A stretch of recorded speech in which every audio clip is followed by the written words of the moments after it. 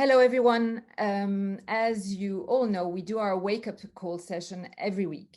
Given the particular situation right now in the Middle East, we decided to do a special edition. I'm therefore particularly glad to welcome today Yoseph Haddad, the Executive Director of Together Vouch for Each Other, a non-profit organization that connects Arab and Jewish communities in Israel. Hello, Yoseph. Hello, thanks for having me. Yoseph, maybe just to start out, we have heard a lot here in Europe, not only about the conflict that opposes Israel and Hamas, but also about the internal violence and the internal tensions between Israeli Jews and Arabs. What can you tell us about the situation? How concerned are you about the future of peaceful coexistence? Okay, so let's first of all understand with whom we are dealing with. We're dealing with two extreme minority groups in Israel. One side, it's the Arabs, the other side, it's the Jewish. But listen to me carefully and listen to the keyword that I say. They are extreme, but they are minority, okay? And let's put the data, okay, and the statistics on. We have 7 million Jews and we have 2 million Arabs. How many violent protesters we saw? Hundreds, maybe thousands. It's thousands from millions. And that's why it's very important for me to pass the message to understand that the cooperation between Jews and Arabs here in Israel is solid, and it exists, and it exists even right now in the hospitals, when we go to work, in the buses, in the mixed cities as well. And we're also seeing it finally with activities between Arabs and Jews going out and standing against those extremists, those violent extremists.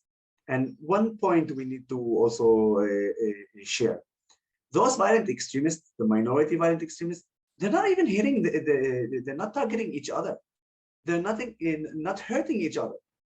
The Jewish violent extremists are targeting innocent Arab Israelis, and the Arab violent extremists are targeting innocent Jews.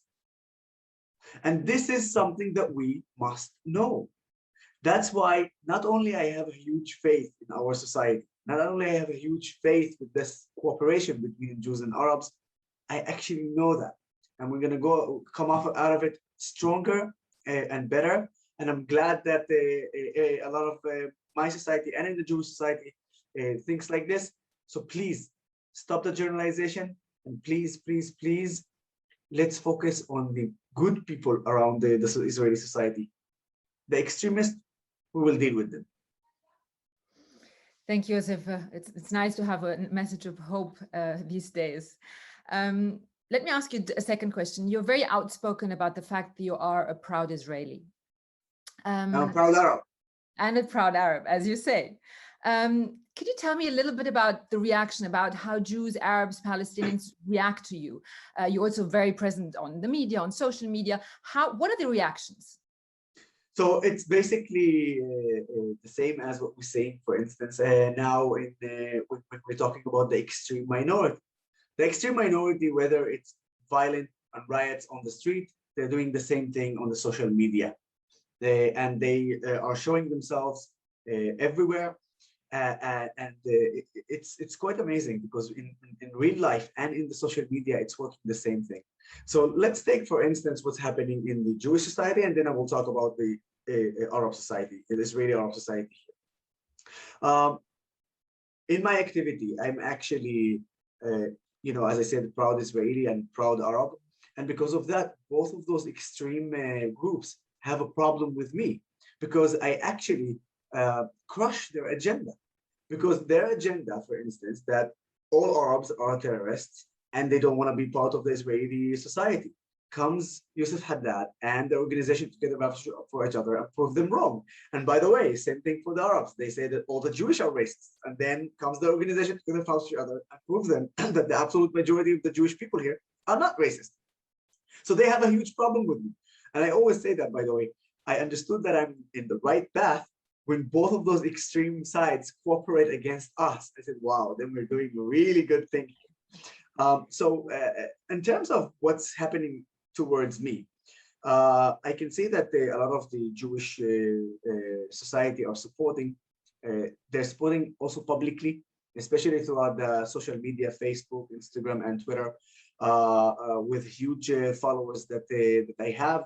A lot of them as well from the Jewish community and the Arab community. And I've seen a huge support. And obviously, there is also the minority that comes and attack, but immediately the Jewish society attacks them back.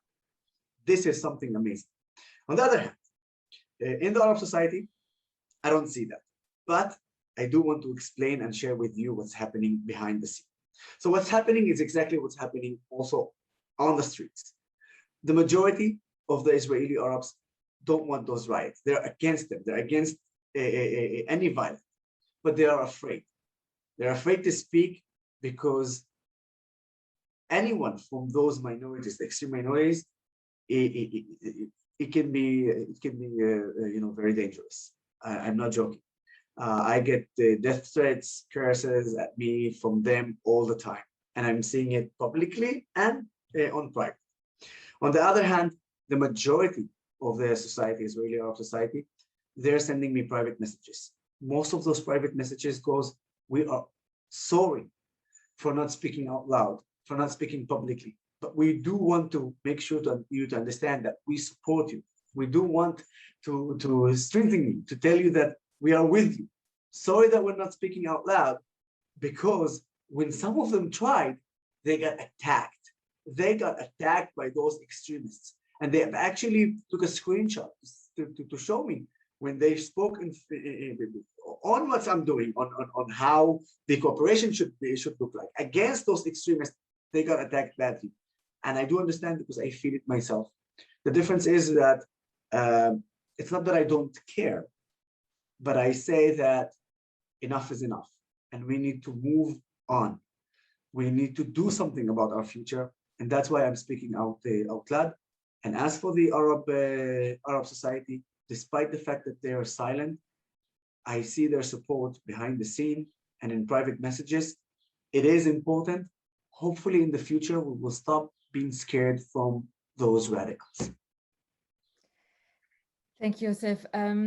I have two more very small questions. The first one is, in the past elections, Abbas Mansour, the Ram party, did very well. And many have spoken about the fact that he's now sort of the kingmaker, that for the first time in history, it's possible that Arab party could play a role in an Israeli government.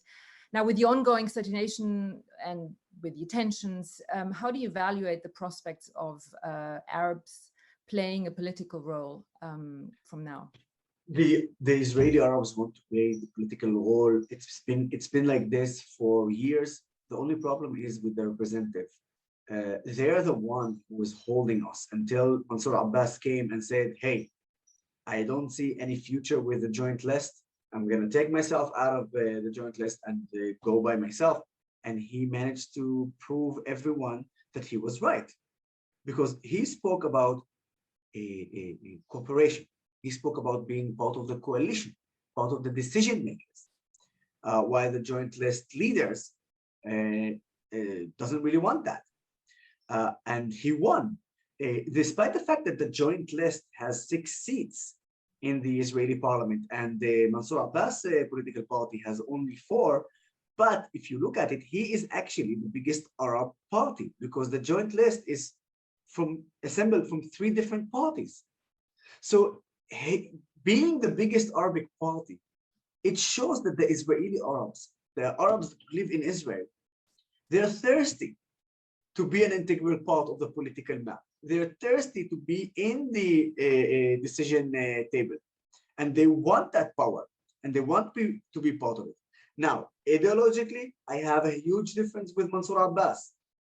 But on the fact that he is willing now to work for the Israeli Arab society, and not for Gaza or Ramallah, but for Nazareth and for Shfa'amer and Rahat and the mixed cities like Lod, Ramli, Haifa. This is what we need. And that's why I support him. but it's important to say that there is still gaps, ideological gaps between me and him, but I do support that vision and this way. And to the final one, if you had 2 minutes with the next prime minister, whoever that might be, given the political situation, and he asked you, what are the 2 things that you would recommend in terms of making sure that there's more peaceful coexistence, more cooperation? What would you tell him? I'll tell you what, I think before even we go there, the first thing that I would ask is to take care of our security. The Israeli Arabs have a huge problem with illegal weapons, with crimes. Now, those illegal weapons and the criminal people, they were only targeting us, Arab Israelis. Now, because of the situation, also the Jewish society felt that. But before that, it was only us, the Israeli Arabs. So the first thing that I would ask, before talking even about cooperation, about coexistence, whatever you want, is we must take care of our security. We want to go out, feel good about going out, not being afraid to get shot. Yes, we are afraid to get shot by our own people, from illegal weapons, from criminals. And this is the first thing. And the second thing is that I would ask is that the Israeli Arabs and the Jewish Israelis are equal. We are citizens of Israel, and we should be treated like this. We need to be treated like this. Now, don't get me wrong, okay? Our situation is good, but it must be better. And that's what we need to work on. Equal budgets, better infrastructures, better education system. This is the things that we need to work on. And I really believe that in the future, when our voices are stronger, we can actually achieve that. Thank you so much, Yoseph. I couldn't be happier to have done this interview with you. I'm sure that our European audience will greatly enjoy hearing from the inside, because, you know, sometimes when you're far away, you have a tendency to put a lot of passion inside and not entirely view the reality as it is. So I'm glad that. And by the way, before we say goodbye, it is very important these days when Israel is facing the terrorist organization Hamas, to understand that Hamas is not targeting only Jews, and Israel is not targeting the Palestinians. Hamas is targeting Jews and Arabs. And in fact, Hamas killed Arab Israelis just a few days ago, a father and a daughter. Not only that, when Israel attacks Gaza, Israel is not attacking Palestinians. Israel is attacking Hamas, the terrorist organization. And this is a message also. I know we spoke about the interior things here in Israel, but it was also very important for me to share with you guys that the fight is with Hamas, not the Palestinians, that they are targeting all Israeli civilians, Arabs and Jews. And unfortunately, they even succeed of killing Jews and Arabs here in Israel. And that's why we need to support our country. Obviously, hopefully, no civilian and innocent people dying in both sides, but Israel must do everything to defend itself and defend its citizens, Arabs and Jews. So this message was also important for me, especially because we're broadcasting this to the European people. And thank you for hearing me. Thank you so much, Joseph. Bye-bye.